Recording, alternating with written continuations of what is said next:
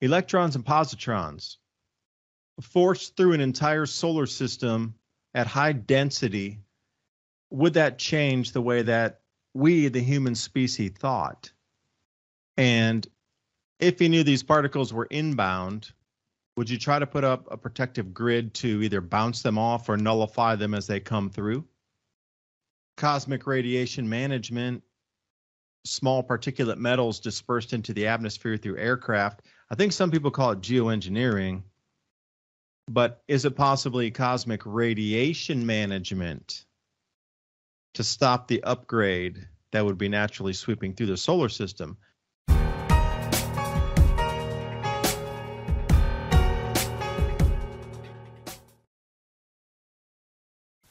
All of this Biden inflation tax talk, what's it really about? And more importantly, what's the actual effect of inflation on the lives of real people? Joe Biden claims that it's indisputable that his jobs plan is working. This data unequivocally shows that it's not. Well, at least for American workers. Rather, inflation is surging, and more than wiping out any wage gains these workers might have experienced. And historically, when inflation spikes, commodities like gold, silver, lumber, and real estate surge. Learn how simple it is to add physical gold and silver to your portfolio ahead of the rise in inflation and predicted price rises. Patriot Gold Group has the no fee for life IRA, where your IRA or 401k can be in physical gold and silver, and you may be eligible for the no fee for life IRA. Call 1-800-356-4470 and get a free investor guide today. And with the knowledge that Patriot Gold Group is Consumer Affairs' top-rated gold IRA dealer from 2016 to present, click on the link in the description box below for more information. And now on with the video. I'm trying to send Ransom the Galactic Cross as we speak here, because on the break I was looking at Douglas Vogt's work, but stumbled into Randall Carlson's, which is interesting, because Douglas Vogt's talking about a 12,000-year repeating cycle of geomagnetic pole shift after a micronova from the sun. And the current space program was all about looking for signs of these glass spherules that had pounded in enormous amounts of, well, the planets on the inner solar system at least, and further out into Mars, etc. But that's why the moon mission was there. It was just to go up and take samples to see if indeed there were the glass spherules that were also on the moon, because that would indicate that the nova had indeed occurred across the entire solar system.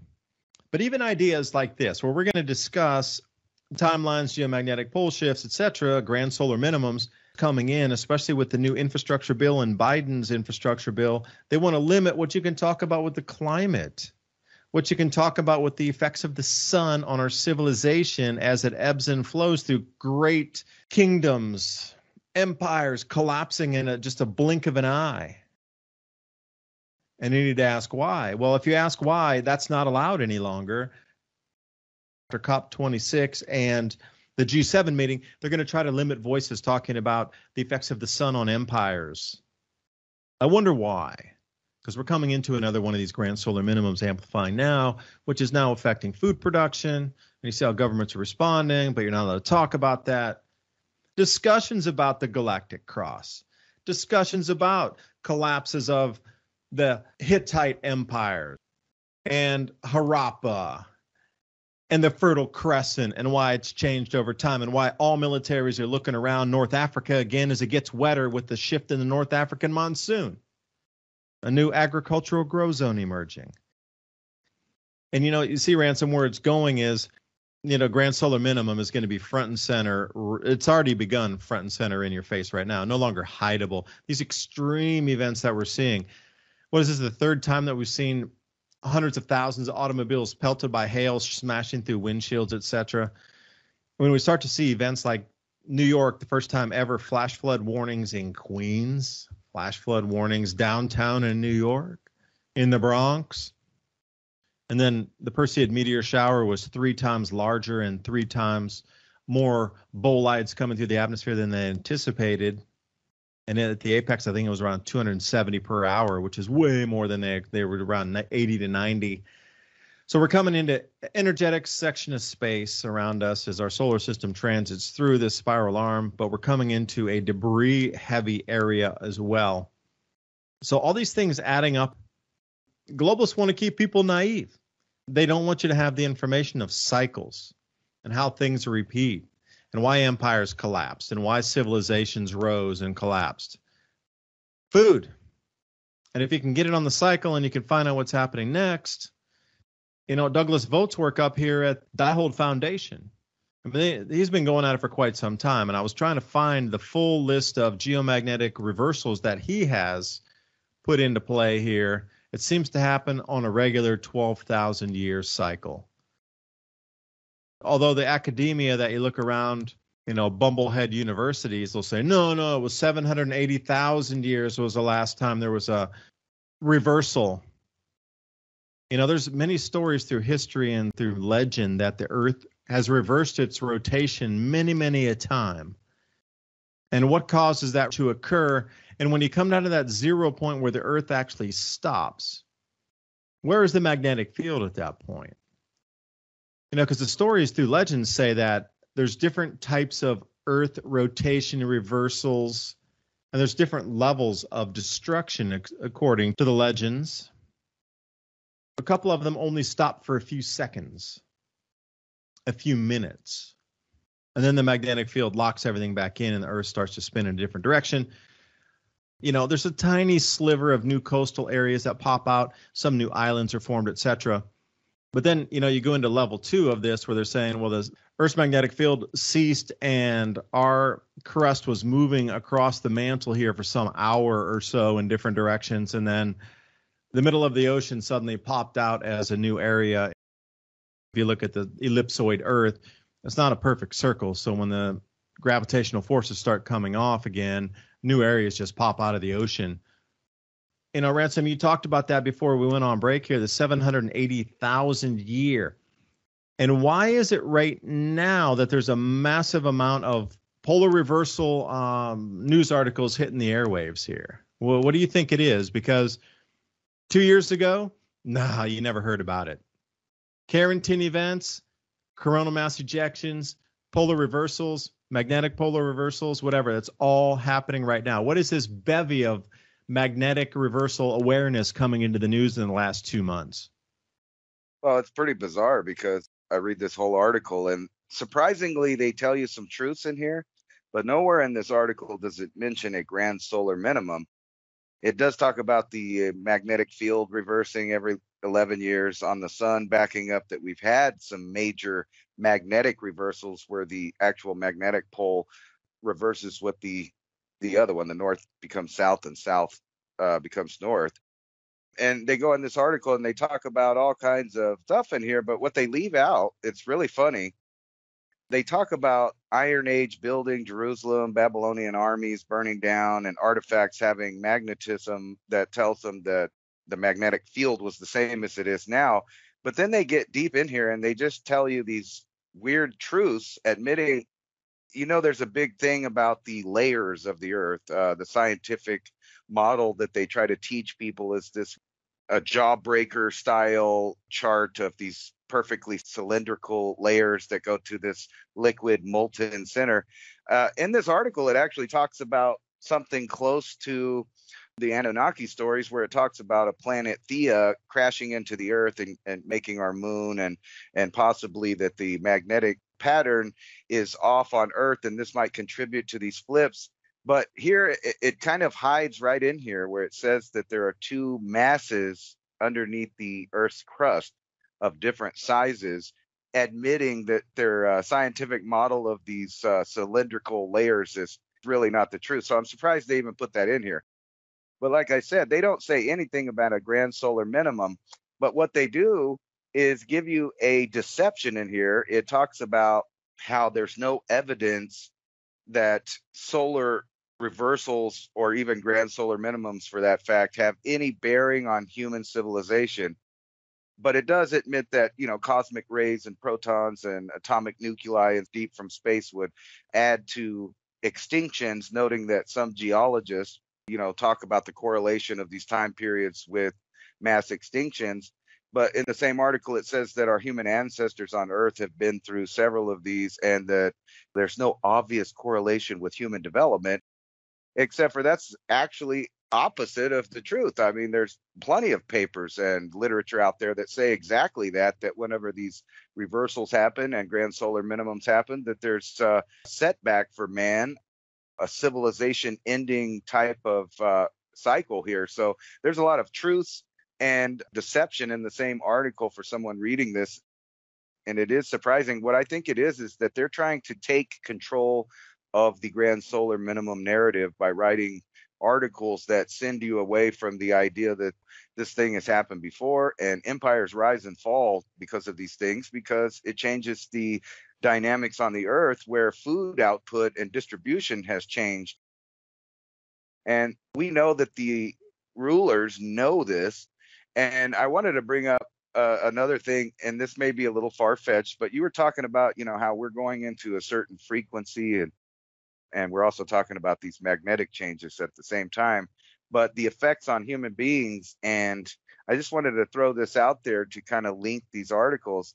I'm reading another article about, if there had been an industrial civilization on Earth, would we even know it? And the article goes on to explain how, they could have rose technologically and fell millions of years ago, and we'd never even know it. It would just be another spike on the cycles, which is funny that they bring that up. But what they don't say is if it's true that an industrial civilization is producing so much CO2 that they would destroy themselves and put the planet into a runaway greenhouse effect, that absolutely proves that if there was, by the same scientists that are writing this article, if there was a civilization, they would have destroyed the Earth. So obviously that didn't happen. If one is true, then the other isn't true. So let me talk about energetic changes. Cosmic rays are energetic particles of the Creator from the Creator, sped through matter to shift and age, if you will. So 85%, I'm actually reading a chart here. I was looking at the composition of cosmic rays when you mentioned that, the spirituality, and then coming back into what is spirituality and how can that be modified. If the thought's not there, then it takes a physical substance to push the resonant frequency of the brain to move to a different thought process, or electrical conduits in the brain to shift into different circuitry that actually illuminates or pushes in this great awakening of people. Is it of free will? So many of the mystic schools say it's a free will universe, but when you have these regular outbursts from either stars on the novas or from the galactic core itself, I think the Mayans called it the Hunab Ku is the name of it. We call it the center of the galaxy, the black hole. It has a pulse also. So the heartbeat of that center of the galaxy pushing out different types of frequencies that then affect the stars in the local systems that nova and send out energetic particles out through planets. So is that free will in itself of being forced into an upgrade, if you will? Or is it just the change of an age, which we're into? We just entered into Aquarius officially, just last year. Look at these cosmic rays here. We got the protons and the alpha particles, but here's the thing, the electrons and the positrons. These are the things that are talking about vibration and frequency. And the heavy nuclei, that's more radiological, but electrons and positrons, forced through an entire solar system at high density, would that change the way that we, the human species, thought? And if you knew these particles were inbound, would you try to put up a protective grid to either bounce them off or nullify them as they come through? Two possibilities, 5G, or what we see as cosmic radiation management, small particulate metals dispersed into the atmosphere through aircraft. I think some people call it geoengineering, but is it possibly cosmic radiation management to stop the upgrade that would be naturally sweeping through the solar system, which puts at odds again, with this free will thing here. So if the blast of energies and cosmic rays are coming through on the spiritual side, uplifting, changing the human frequency, is that really free will? Do we need to push back what's going to happen with the elitists that have this top-down pyramidal control for so long? You get into a whole bunch of woo-woo land here of truly what is free will and whatnot, but all these extra mechanisms working through the physical dimension of material space in the third. They don't want to talk about this grand solar minimum because it would give it away, Ransom. It would give it away that there is an ebb and a flow of civilizations based on what? Why did they starve? Why did they rise to greatness? Well, you look back at temperature charts going back 12,000 years, and you start to see the highs of these things where there were higher temperatures, excitation of the sun, a really strong magnetic field, and you could wire in grow seasons for millennia. And then when that would wane, all of a sudden, hey, I thought we were supposed to plant or harvest at this time. It just doesn't work that way anymore. Gee, we're seeing that again right now, and this is why the collapse of great civilizations occurs. They can't grow enough food in a regular plant and harvest date range that they were used to. Plus, there's higher cloud cover. Precipitation moves because the cloud cells move. We got the jet streams moving. The Earth's magnetic field's truly wavering and declining at the moment. So the jet streams aren't going to be locked in place. And when they move, they're going to also affect the cloud cells.